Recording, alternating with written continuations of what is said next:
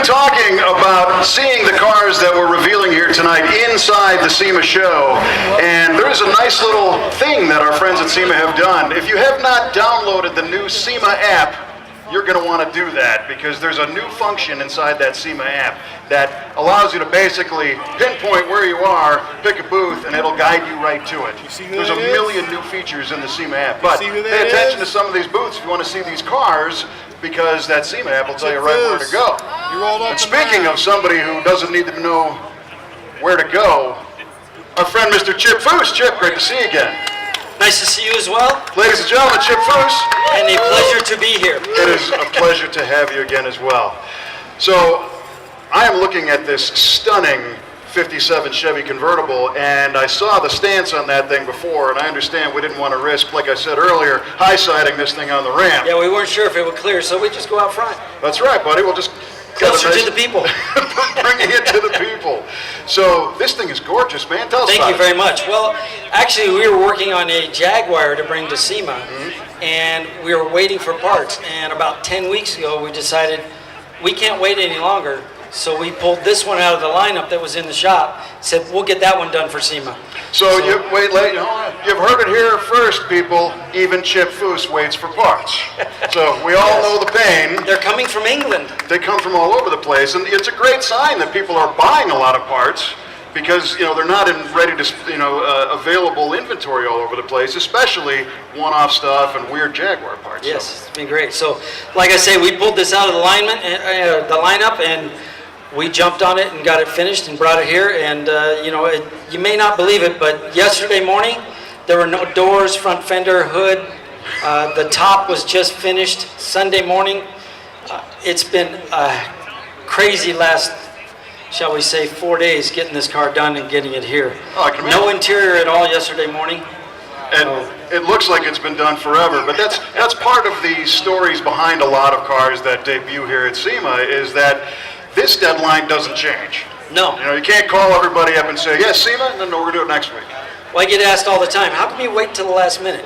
We're not waiting till the last minute, we're using every last minute to get it done and get it here. Well, it looks beautiful. And how many people in your team were working on this to all hours of the night? Well, Friday morning, I told everybody there was 10 of us there. And if you look at the average workday, which is 8 hours, then each guy has a possibility of working 3 work days in one 24-hour period.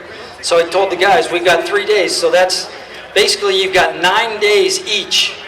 And with 10 of us, Friday morning we had 90 days left to get this done and here today, and we made it. You made it, absolutely. So tell me about the car. It's a beautiful, beautiful color. Well, the color is just something that I had made up, but the body is... The only modifications that we made to the body is we straightened out the front fenders and doors and the rear quarters, because if you look down the sides of a typical Tri-5 car, they're all rounded. And you look down the moldings and they've got quite a bit of curve to the body side. We straightened all that out, reskinned the doors, shaved and cut the front fenders, and then also shrunk the rear quarters. Then we took that stock body and put it on a Roadster Shop chassis. It's got an LS motor that's dressed to look like an older motor. And then it's all leather interior, so it's not, the vinyl that was stock. But it's all leather and done in a design that looks similar to the stock design. But we built it for Mike Malone out of Pasadena, California, and he's excited to start driving it. The wheels are a one-off set that mimic the original hubcap, but they're 18s front and rear. And I'm excited to get it done and share it with the people here. Yeah, and it's funny, you casually mentioned, it's a color I made up. We straightened the fenders. Straightened the quarters.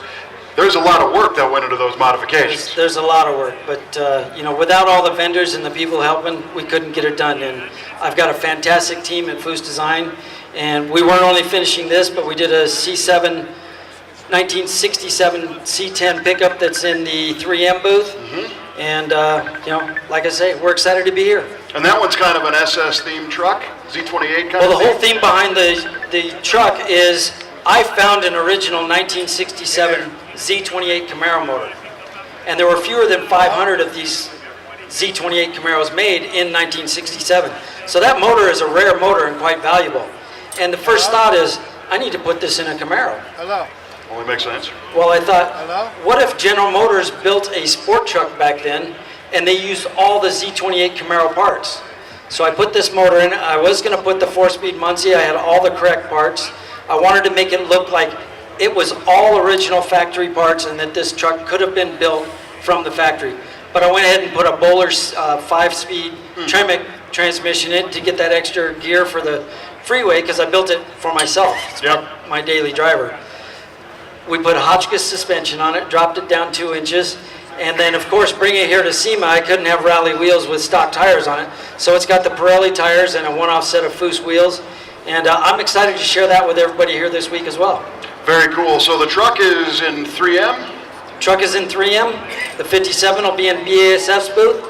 And I'm going to be everywhere checking out everything. I was going to say, you probably want to be in the back seat asleep right now. But you look great. You're standing.